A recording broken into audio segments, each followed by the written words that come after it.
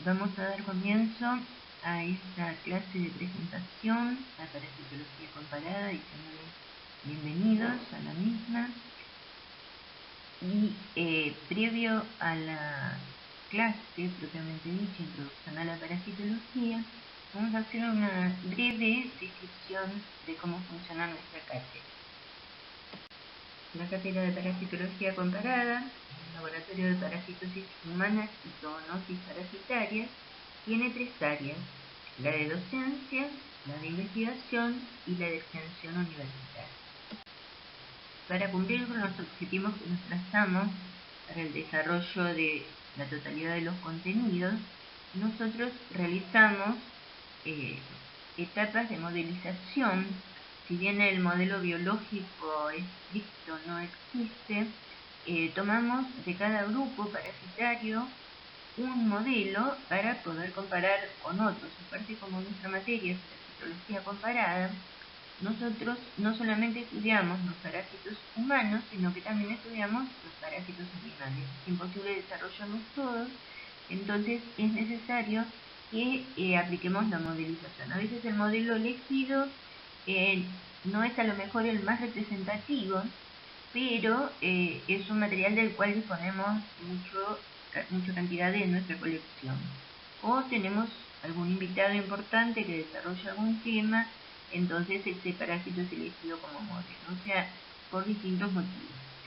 Bueno, no es el caso en esta oportunidad porque estamos haciendo clases virtuales, aunque quizás podamos hacer implementar algún tipo de dinámica de grupo. Bueno, la comparación va a ser obviamente realizada siempre con el modelo seleccionado, y los trabajos a campo esperemos poder realizarlos con ustedes cerca de fin de año. Los objetivos de nuestra materia tienen primeramente en cuenta que la nuestra es una materia que abarca la salud humana y la salud animal, en este caso la parasitología humana y animal, las enfermedades parasitarias zoonóticas y no zoonóticas, o sea, tanto las que son propias del hombre como las que son propias de los animales también. Y cuando hablamos de salud animal, no hablamos solamente de la salud de los animales domésticos, sino que hablamos también de la salud de los animales silvestres, a los cuales podemos nosotros diagnosticar por comparación. Entonces el primer objetivo es valorar la importancia de la salud humana y animal. Apreciar la inserción de la materia en la carrera de microbiólogo clínico e industrial, analizar y sintetizar la información, valorar los fundamentos y metodologías, teniendo en cuenta que la nuestra es una materia de diagnóstico. Interpretar los resultados, interpolar y extrapolar los conocimientos. Esta imagen es solamente para que vean justamente de qué se trata nuestro trabajo de extensión, donde tal vez podamos ir con ustedes, acá estamos en el territorio con nuestros alumnos. Esta imagen es solamente para mostrar justamente lo que no vamos a poder hacer por el momento, que es un trabajo de extensión universitaria, un trabajo en territorio, donde nosotros vamos con nuestros alumnos entre 2 y 3 veces durante el curso. Un parásito es un organismo que depende metabólicamente de otro. Generalmente el parásito es de menor tamaño. El parásito puede ser endoparásito o ectoparásito. En este caso, las imágenes representan casi todas a endoparásitos, y en este caso decimos que también un mosquito, además de ser transmisor de enfermedades mediante sus picaduras, diversas enfermedades, por ejemplo, si fuera un Aedes, podríamos estar transmitiendo dengue, es un ectoparásito temporario, pero desde el momento o mientras que está realizando su acción hematofágica sobre un hospedador, ya sea animal o humano, él está dependiendo metabólicamente de ese hospedador, o sea que obedece a la definición de parásito. Es un individuo que depende metabólicamente de otro. Entonces, en el caso de un mosquito, es un ectoparásito temporal. Los parásitos a veces matan, a veces mutilan, como es en el caso de la imagen que está a la derecha, la que está un poquito más abajo también, la que le sigue también, la de la izquierda también. Son casos de leishmaniasis humana y animal, de elefantiasis, de queratoconjuntivitis por amebas patógenas de vida libre. En el caso de un protozoario, ameba histolítica, que está abajo, la imagen de fondo amarillo, es una, sería mediana seguramente, es una enfermedad que puede llegar a matar. Sin embargo, el parásito más evolucionado es aquel que no mata a su hospedador, porque si no, pierde la oportunidad de perpetuarse como si muere el hospedador, muere el parásito. O sea que el parásito más evolucionado es aquel que no mata a su hospedador. A la izquierda, abajo, tenemos ejemplares de Toxocaracanis.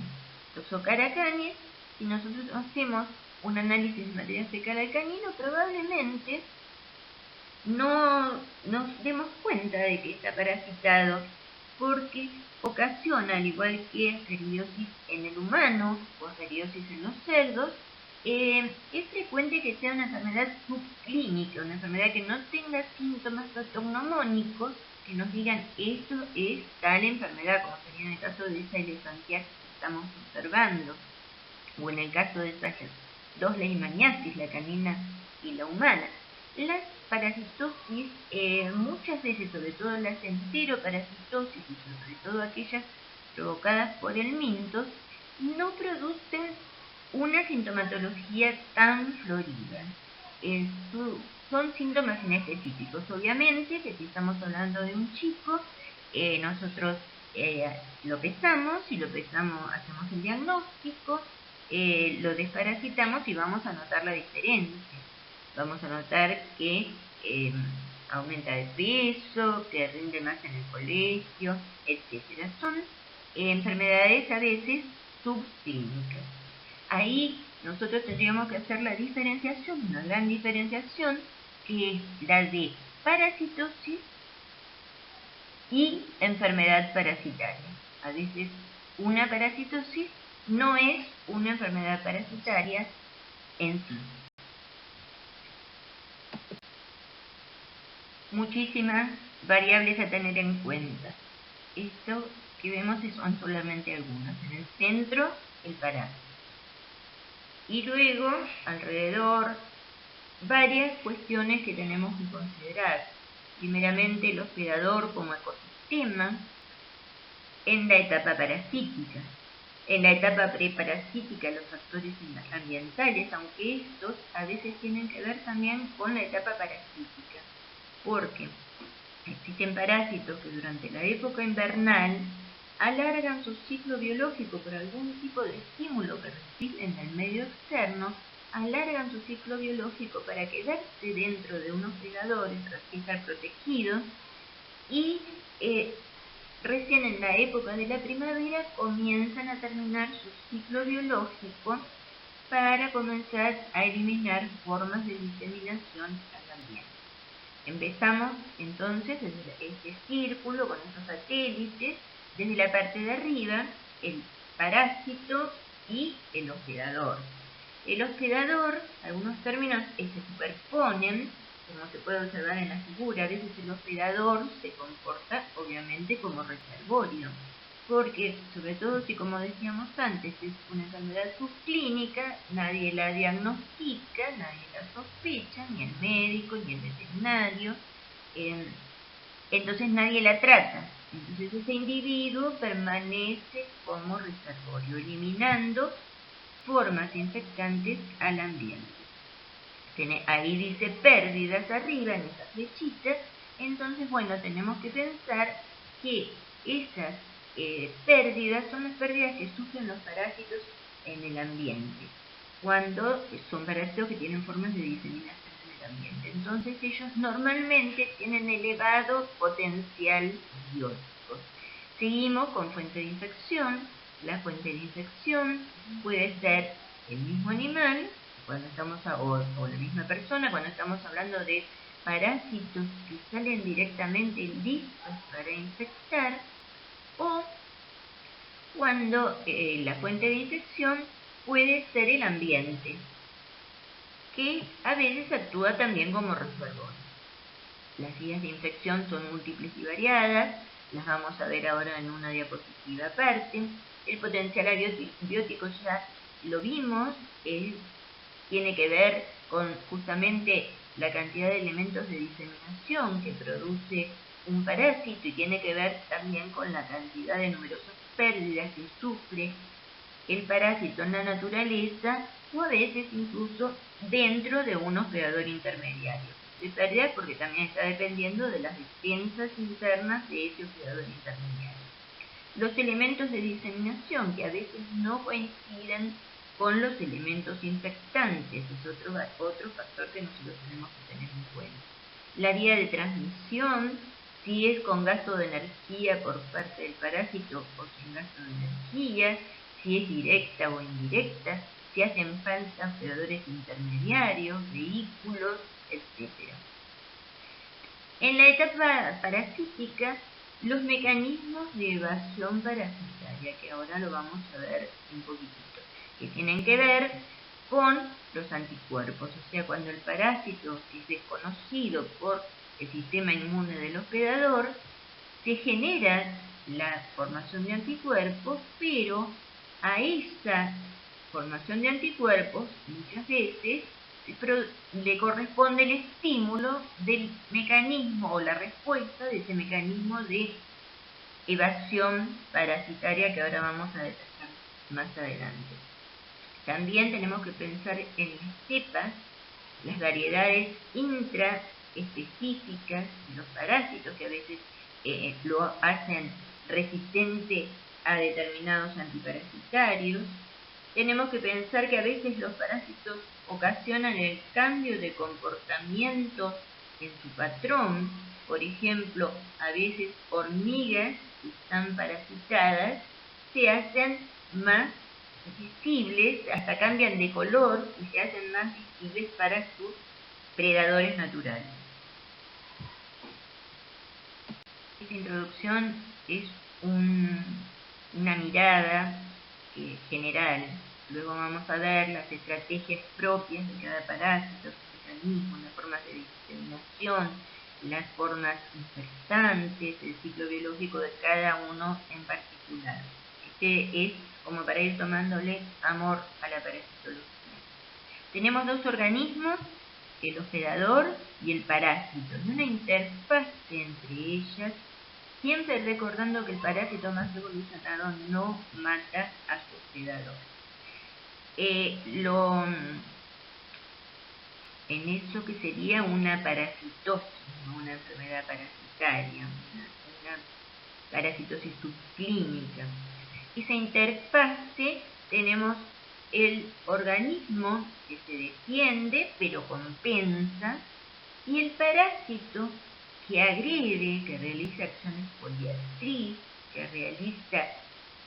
lleva a cabo su tropismo como parásito ubicándose en el órgano blanco, pero no mata, produce daño, un daño que el hospedador lo puede compensar. En esa interfase hay un contacto muy íntimo entre el parásito del hospedador y ese contacto, como está en la parte inferior de la diapositiva, a veces es membrana a membrana, la membrana del parásito con la membrana del hospedador, lo que sería el glicocálix del hospedador y el glicocálix del parásito. A veces es más profundo todavía, es membrana y citoplasma. Normalmente es membrana del hospedador y citoplasma del parásito, pero puede ser a la inversa, membrana del parásito y citoplasma del hospedador. Hay una relación mucho más profunda que es la de citoplasma a citoplasma. Ya las vamos a ir viendo. Cuando ingresa el parásito al hospedador, más allá de las barreras naturales que tiene todo organismo, a veces el parásito logra burlarse mediante estrategias parasitarias. Tal es el caso de esta primera línea de defensa que tenemos, las células del sistema retículo endotelial, cuando es después de la adhesión y que el parásito logra ingresar a esas células del sistema retículo endotelial, como puede ser Toxoplasma gondii, logra internalizarse y si bien queda encerrado en una vacuola parasitófora y rápidamente los lisosomas se acercan por el citoplasma de esa célula del retículo endotelial como para descargar su sistema enzimático dentro de la vacuola parasitófora y destruir al enemigo, al cuerpo extraño. Sin embargo, el parásito se defiende y secreta metabolitos similares a los corticoides. Entonces, detienen a los lisosomas y les impide volcar su sistema enzimático dentro de la vacuola parasitófora. Por lo tanto, eso le da tiempo al parásito a multiplicarse rápidamente en esta multiplicación asexuada de tipo múltiple y logra entonces de esa manera burlar las defensas del hospedador y exteriorizarse, salir de esa célula destruyéndola y para ir a parasitar otras en las cuales va a realizar la misma estrategia de evasión. Inhibición de productos de defensa del hospedador en la primera línea de células de defensa, las líneas del sistema retículo endotelial. La estrategia que tienen algunos parásitos es la de permanecer en sitios inmunológicamente privilegiados. En este caso, en la imagen, se trata de un quiste de Toxoplasma gondii en un globo ocular, en la retina precisamente. Allí el parásito se mantiene vivo durante mucho tiempo y muy lejos de las defensas, de los anticuerpos. Está en un sitio inmunológicamente privilegiado. Son la retina y el sistema nervioso central, son sitios inmunológicamente privilegiados. Es bastante difícil para los anticuerpos traquear las defensas hematoencefálicas. Desde ese lugar, si por ejemplo estamos dentro de un paciente que tiene HIV-Sida o de un paciente que va a ser trasplantado y va a ser inmunodeprimido, estos bradizoitos de toxoplasma que se encuentran en esto que es un quiste verdadero, van a diseminarse nuevamente por el organismo como si fuera una primoinfección y el paciente va a sufrir un proceso de agudización de la enfermedad. Lo mismo ocurre con los nidos de amastigotas en la enfermedad de Chagas, donde luego de una inmunodepresión se puede volver a encontrar tripanosomas en la sangre de ese individuo, porque lo encontramos nuevamente como si fuera en la etapa aguda. Lo mismo pasa en toxoplasmosis. Pero bueno, mientras tanto estuvieron en un sitio inmunológicamente privilegiado. Lo mismo ocurre con los tripanosomas de la enfermedad del sueño, que se dirigen al conducto del epéndimo y los podemos encontrar en líquido cefalorraquídeo, pero ellos aprovechan ese lugar donde los anticuerpos no llegan para mutar. Eso lo vamos a ver posteriormente, porque los tripanosomas que ocasionan la enfermedad del sueño justamente tienen dos estrategias parasitarias. La de la ubicación en los sitios inmunológicamente privilegiados. Acá en este tripanosoma tenemos el ejemplo de un parásito que tiene dos estrategias. La de dirigirse, como mencioné anteriormente, a sitios inmunológicamente privilegiados y la de modificación de sus antígenos. Lo que hacen, mientras está en sangre los tripanosomas de la enfermedad del sueño, mientras están en sangre han estimulado el sistema anticuerpos y se van formando anticuerpos específicos contra los determinantes antigénicos que tiene este tripanosoma. Pero como va a ser destruido, va a ser atacado, sí, muchos sí son atacados y son destruidos, pero otros muchos se van a ese sitio inmunológicamente privilegiado, al conducto del epéndimo. Allí van a modificar esos determinantes antigénicos, se van a reproducir y van a hacer una nueva llegada a sangre Pero ahora los anticuerpos que se encontraban presentes estimulados por la población anterior no van a ser eficaces para destruir a estos tripanosomas. Entonces, nuevamente, el sistema inmunológico recibe un estímulo de que hay que generar anticuerpos ahora para estas determinantes antigénicas que tienen expuestas en su cuerpo ese tripanosoma. Y, bueno, una vez que se han generado los anticuerpos, se va a destruir una parte de los tripanosomas que estén circulando, pero una gran cantidad de ellos va a volver a un sitio inmunológicamente privilegiado como es el conducto del epéndimo, y va a ocurrir esto sucesivas veces hasta tanto ese organismo sea capaz de hacerlo. Si es un individuo que está bien nutrido, va a poder hacer muchas crisis tripanolíticas, y si es un individuo inmunodeprimido va a poder hacer pocas por enfermedades concomitantes o por inmunodepresión, cualquiera de ellas sea, va a poder hacer pocas crisis tripanolíticas y va a morir antes. O sea, mientras el organismo lo resista, se va dando. Mientras que a la izquierda, esta imagen es una matita de Schistosoma manzoni, ellos tienen otra estrategia: el enmascaramiento antigénico. O sea, ellos siguen en sus membranas celulares, siguen con sus antígenos, sus determinantes antigénicos expuestos, pero los cubren con, como que los disfrazan, con antígenos similares a los del hospedador. Entonces, el organismo no forma anticuerpos específicos porque no lo está viendo como un antígeno extraño, sino que lo está viendo como un antígeno propio. Obviamente cualquier duda que se vaya generando a raíz de lo que se va exponiendo, hay un foro en la página para que esas dudas se puedan evacuar.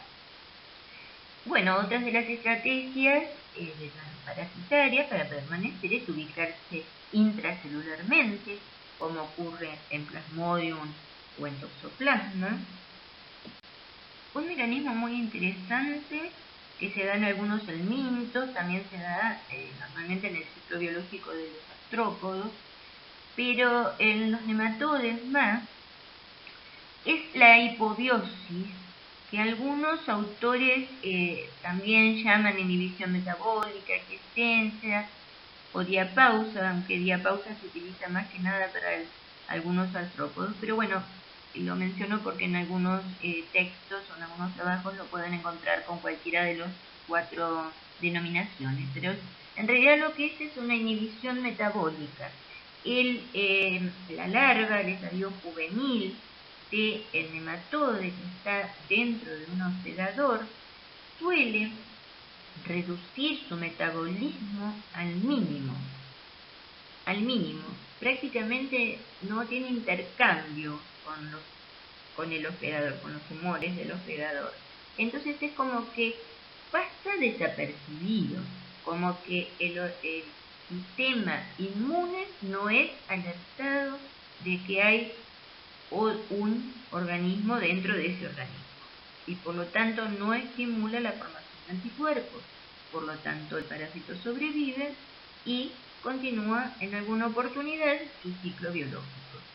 Es complejo, por ahora no lo vamos a ver, pero uno de los ejemplos sería Toxocaracanis, un parásito que tiene hipobiosis, y también Ostertagiosis. Ostertagiosis bovina es un ejemplo muy interesante de hipobiosis.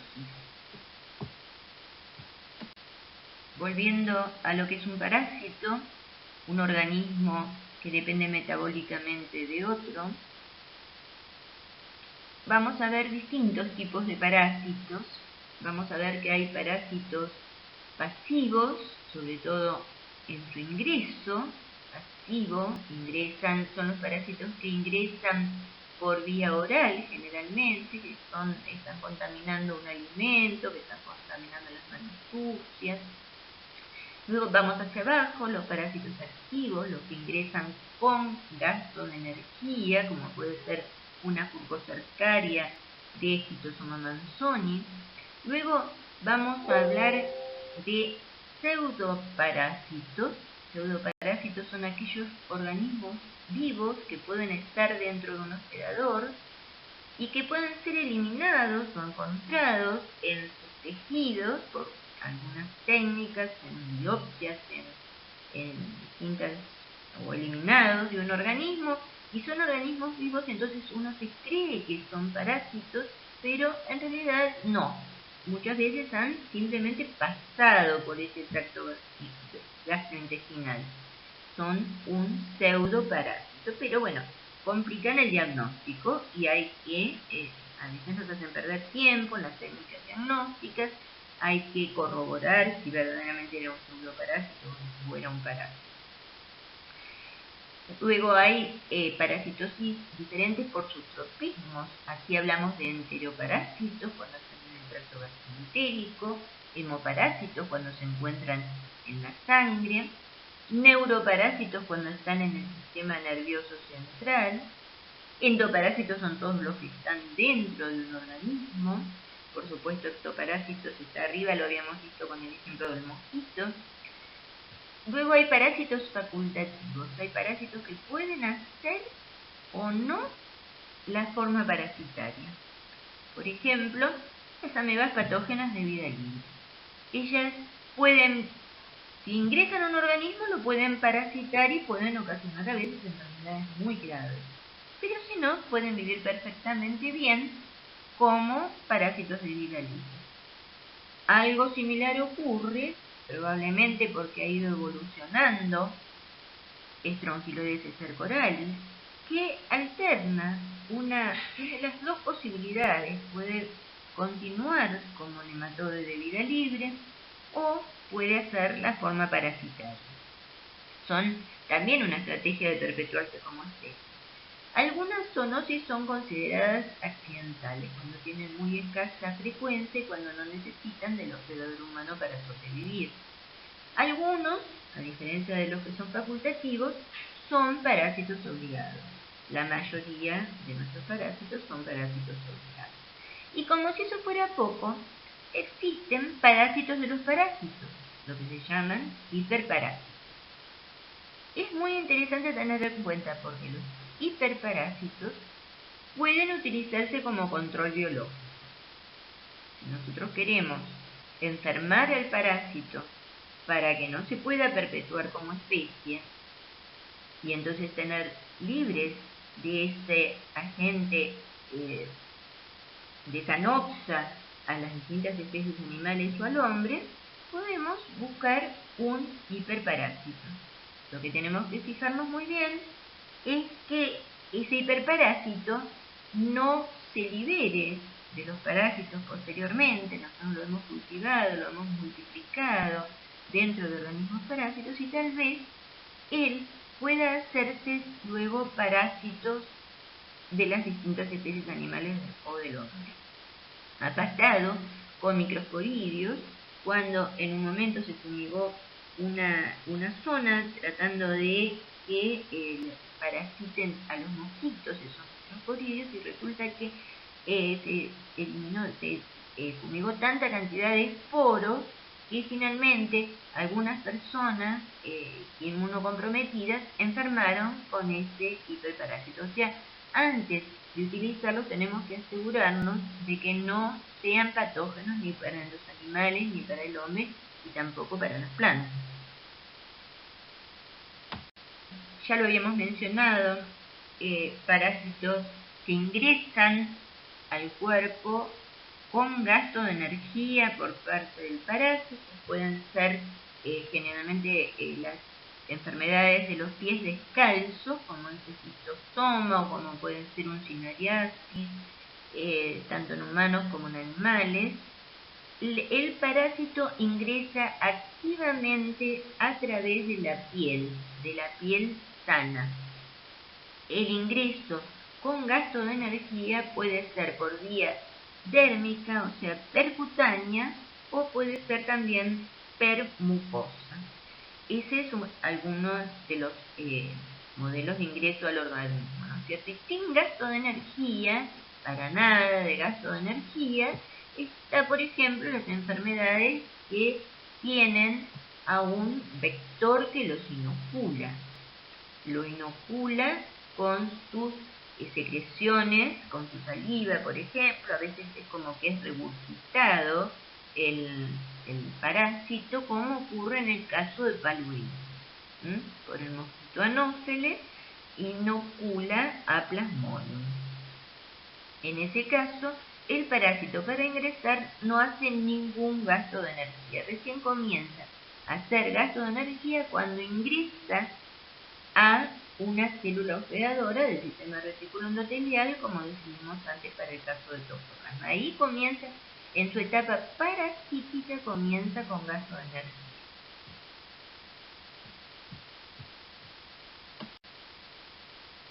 Para continuar con su vida parasitaria, un parásito debe transmitirse. Para transmitirse utiliza distintos mecanismos y distintas vías de ingreso al otro organismo. Depende de qué especie parasitaria estemos hablando. Algunos eliminan quistes al ambiente. Esos quistes normalmente salen con la materia fecal del hospedador parasitado. El suelo suele actuar como reservorio en esos casos. Otros no salen al ambiente, sino que están como trofozoitos, son más lábiles. O pueden salir al ambiente, pero tienen una vida corta, como es el caso de Trichomonas intestinal, Pentatrichomona hominis, por ejemplo, o algunas tricomonas de los animales también. Esos trofozoitos son bastante lábiles, aunque no tanto como se creía. A veces, como ocurre en el caso de Trichomona vaginalis o de Trichomona fetus, la vía de transmisión no pasa el trofozoito al ambiente, sino que la vía de transmisión es sexual. Y, como decía, las Trichomonas intestinales pasan al ambiente y no están demasiado tiempo. También se ha comprobado que Trichomona vaginalis no solamente tiene como vía de transmisión sexual, sino que puede el trofozoito salir al ambiente por un breve periodo y, por ejemplo, con el uso de jabones para higiene íntima o en las piletas de agua termostatizada, si están muy cerca una persona de otra, puede adquirir tricomoniasis vaginal. Luego, algunos parásitos eliminan huevos al medio ambiente. Esos huevos a veces salen listos para infectar y otras veces necesitan que el ambiente los sostenga durante un tiempo hasta que ellos alcancen su estado infectante. Otros parásitos son eliminados como larvas. Tal es el caso de algunos parásitos pulmonares. Pero bueno, esto a veces hay también un hospedador intermediario en el medio, ¿cierto? Hay distintos ciclos evolutivos, directos o indirectos. Y en cuanto a las vías de transmisión, las vías de transmisión pueden ser orales, pueden ser vertical, de madre a hijo, como ocurre en el caso de Toxocara canis. Puede ser transfusional, como ocurre en el caso de la enfermedad de Chagas, puede ser por vía sexual, como ocurre, mencionamos también en la enfermedad de Chagas ocurre eso, pero en la tricomoniasis puede ser iatrogénica. Cada vez ocurre menos porque se utiliza mucho material descartable, pero no la tenemos que descuidar ni olvidar porque la vía iatrogénica existe. Bueno, en la misma enfermedad de Chagas, transfusional sería una vía iatrogénica. ¿Qué es iatrogenia? Es la enfermedad que ocasiona el médico en su práctica, o antes podría haber sido el laboratorista cuando se hacían las extracciones sanguíneas con agujas que no eran descartables. Pero lo cierto es que la iatrogenia es el producto de una enfermedad, de una transmisión por una práctica médica. La vía percutánea es el ingreso a través de la piel sana. La vía transplacentaria es una forma de transmisión vertical. La vía transmamaria también es una forma de transmisión vertical. Y la vía por inoculación es mediante artrópodos. En ese caso, normalmente el artrópodo inocula o un embrión o inocula un trofozoito, pero bueno, siempre va a ser un elemento así muy delicado porque tiene que haberse reproducido dentro de otro hospedador. En fin, en el desarrollo de nuestra materia vamos a estudiar al parásito desde distintos puntos de vista. Vamos a estudiar su morfología cuando podamos, en la microscopía óptica y también en microscopía electrónica, aquellos caracteres morfológicos que nos ayudan a ubicarlos taxonómicamente en algún grupo como para que a nosotros nos sea más fácil estudiarlos. Vamos a observar cómo se desplazan, si tienen cilias, si tienen flagelos, si tienen saurópodos. Vamos a observar dónde se localizan, dónde se encuentran en su etapa preparasítica, si se encuentran libres en el ambiente, si se encuentran dentro de un hospedador intermediario, dentro de un vector, dentro de un hospedador paraténico. Ahí vamos a nosotros también desarrollar estrategias, porque a lo mejor no nos conviene más actuar con el parásito utilizando drogas en su etapa parasítica, sino en su etapa preparasítica tratar de utilizar lo que hablábamos antes, control biológico para decirlo dentro de los hospedadores intermediarios, o nos conviene utilizar algún agente físico o químico para destruir sus formas preparasíticas y no utilizar antiparasitarios, etc. Podemos desarrollar algún tipo de estrategia para realizar el control de la parasitosis, conociendo la ubicación de parásitos en su etapa preparasítica. Tenemos que conocer, obviamente, la localización de la etapa parasítica. Eso tiene que ver con su tropismo, en qué órgano se va a encontrar en cada una de las etapas. Bien, la localización tiene que ver con el desarrollo de técnicas diagnósticas. A veces nosotros tenemos ya en la etapa parasítica un parásito que está migrando por el organismo, pero no ha alcanzado su lugar definitivo de ubicación, no ha llegado a su órgano blanco. Por ejemplo, un ascaris está migrando por la etapa pulmonar todavía, no ha llegado al intestino, no se ha transformado en adulto y no ha comenzado a poner huevos, por lo tanto yo no lo voy a poder diagnosticar con un método coproparasitológico. Si lo quisiera diagnosticar, tendría que diagnosticarlo mediante una técnica serológica. En ese momento tenemos que pensar en esta etapa de migración que ya está produciendo daño en ese organismo, pero que todavía es probable que no lleguemos a diagnosticarlo. Luego tenemos que conocer mediante qué mecanismos agrede al hospedador, si tiene una acción hematofágica, si alimenta del timo intestinal, si va a destruir los glóbulos rojos, si va a producir alguna acción obstructiva o tóxica, en qué tejido, en qué órgano, etc. Vamos a ver de qué se va a alimentar ese parásito, qué mecanismos de evasión de la respuesta inmune tiene. Vamos a conocer su ciclo biológico, viendo justamente lo que decíamos antes, en qué momento podemos atacarlo, con qué, en qué momento podemos diagnosticarlo o no. Vamos a ver cómo se reproduce. Se reproduce sexualmente, se reproduce asexualmente, se reproduce de forma única o de forma múltiple, se reproduce por algún mecanismo partenogenético, es hermafrodita, etc.